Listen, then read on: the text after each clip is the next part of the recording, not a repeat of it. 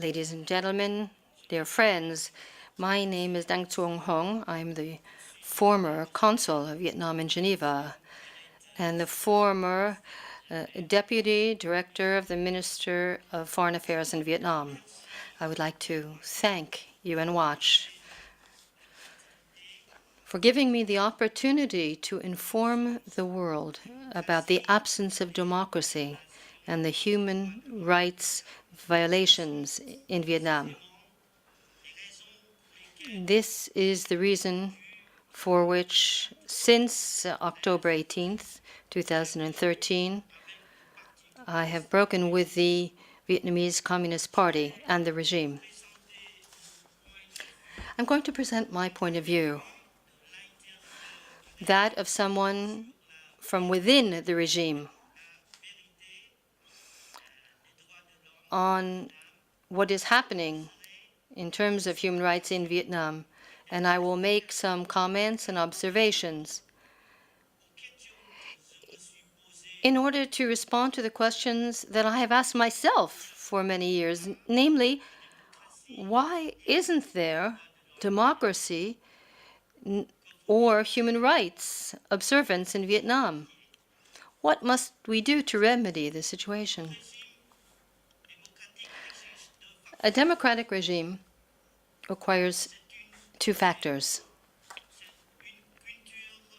That is, a democratic culture and democratic institutions. Democratic institutions can only exist if the leadership nurtures a democratic culture. But Vietnam has neither one nor the other. Vietnamese leaders today do not support a democratic culture at all. And this has led them to build an anti-democratic regime which flouts human rights. I became a member of the Communist Party in 1986. At that time, the party endeavored to carry out reforms. When the Berlin Wall collapsed, there were a certain number of leaders who leaned towards democracies, such as Dang Xuong Hung and Nguyen Co Trach, but they were rapidly sidelined from leadership. And any democratic thoughts that were beginning to bud at the time were quickly stifled. So although other socialist regimes crumbled, the Vietnamese Communist Party continues blindly to follow Marxist Leninism and has refused to open up to democratic ideas and to support human rights, which for many years have become universal values. And thus the Communist Party has plunged the country into the deep crisis that exists today. And this observation leads me to ask another question. Why is it that human rights don't exist in Vietnam? It is because of the Communist Party that the country has deteriorated. And faced with this critical situation, I could not remain silent any longer. And I decided to publish my position, to break with the Communist Party. And I want to cry out aloud to the entire world that our country is in danger, that my fellow citizens are oppressed by the communist regime. Watch the human rights situation and that of democracy in Vietnam. Concerning the situation in Vietnam, I have the following comments to make. The current regime is a one-party dictatorship that exclusively serves the interests of the ruling class. Article 4 of the Constitution stipulates that the Communist Party is the governing party in Vietnam and is the only legal political party. The government is organized and designed to preserve the party's grip on society. The protection of citizens' interests takes the back burner. As a result, the government of Vietnam gives very little importance to respecting human rights. The leaders have become really red capitalists. The security forces are many in number. According to the estimates of the end of 2013, there is one security agent per 18 inhabitants. Now, despite its name, the Public Security Ministry is not concerned with security, but it is concerned with monitoring and oppressing the population. And I agree with the recommendation of one of the countries that participated in the Human Rights Universal Periodic Review said that Vietnam should train its security forces in a culture of human rights. The Constitution obliges the armed forces to be loyal above all to the Communist Party. Before this date, the legislative, executive, and judiciary branches, the National Assembly, the government, and courts are all controlled by the Communist Party. And their only purpose is to maintain their own political monopoly. And I've already said that the National Assembly of Vietnam falls under the Communist Party. Faced with the legitimate protests of intellectuals and of the people, the National Assembly approved nonetheless an insidious revision of the Constitution with an approval rate of 98%. The members of the National Assembly could not act in any other way because they were all members of the Communist Party. Thirdly, fundamental human rights are not respected in Vietnam. There are no free elections. In reality, people can only elect the people who have been pre-selected by the party. And no one has the right to come forward as a candidate freely in an election. The jurist Si Thuy Ha Vu recently tried to stand for elections, but he was removed and is now in prison. This shows that elections are merely window dressing. Individual liberties of speech and opinion are severely jeopardized. The regime at this right now is applying a policy of violent repression against political dissidents. There are long prison sentences, and the authorities use different kinds of brute force, including employing paid thugs to harass and brutalize dissidents. There are about 250 prisoners of conscience. The real number would be much higher were it not for polling errors and because political arrests have been hidden under other trumped-up charges. The authorities, the jurist Ki Ha Vu was arrested for inappropriate sexual relations, an example of the ridiculous reasons that are invoked. The avocat Lu Kuo Quan was arrested and sentenced for tax evasion. And Phu Ngu Hyong and Ding Xuong Hung were in prison simply because they expressed their patriotism in border disputes with China. There are cases of prisoners of conscience who are suffering from serious illnesses and are still kept in prison despite their state of health.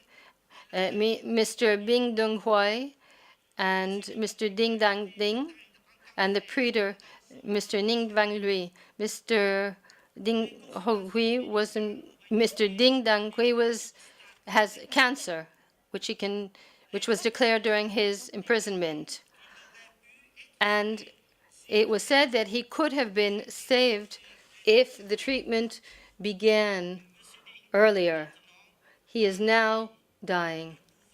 He can no longer eat nor drink. His illness is terminal.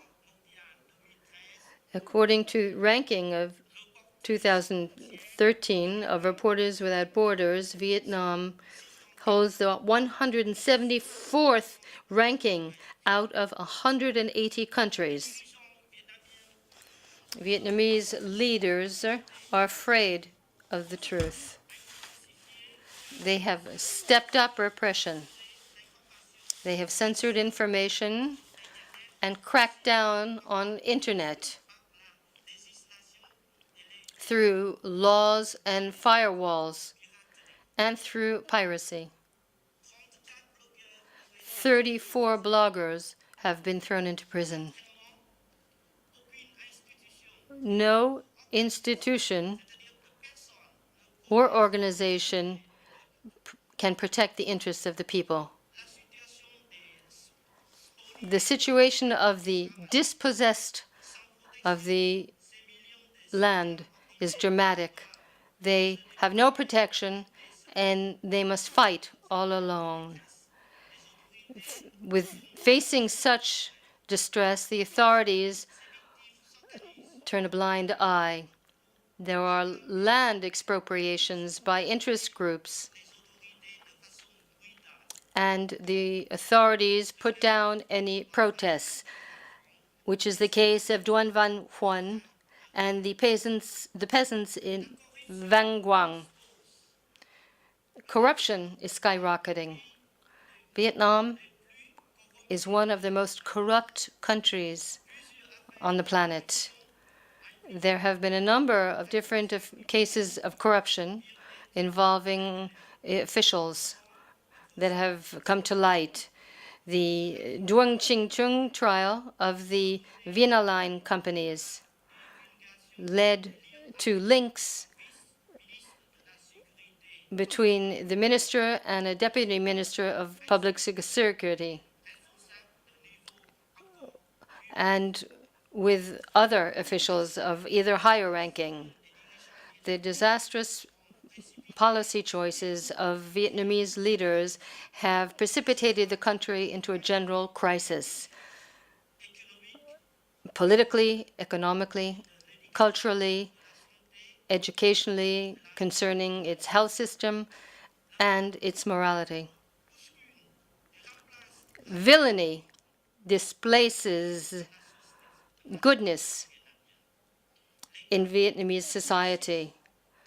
The officials are lining their pockets, and the people are growing ever poorer. The country is becoming weaker, the society is rotting, and happiness is drifting away. I would like to quote the words by Benjamin Ismail, who was the head of the Asia Bureau of Reporters Without Borders. Hanoi can no longer fool the United Nations and the world. This regime is aware of what it is doing more than anyone else, and is aware of how brutal its repressive measures are. Ladies and gentlemen, dear friends, my comments and observations are shared by the majority of Vietnamese, even by the members of the leadership. But for the time being, they cannot speak up. But hope can overcome fear.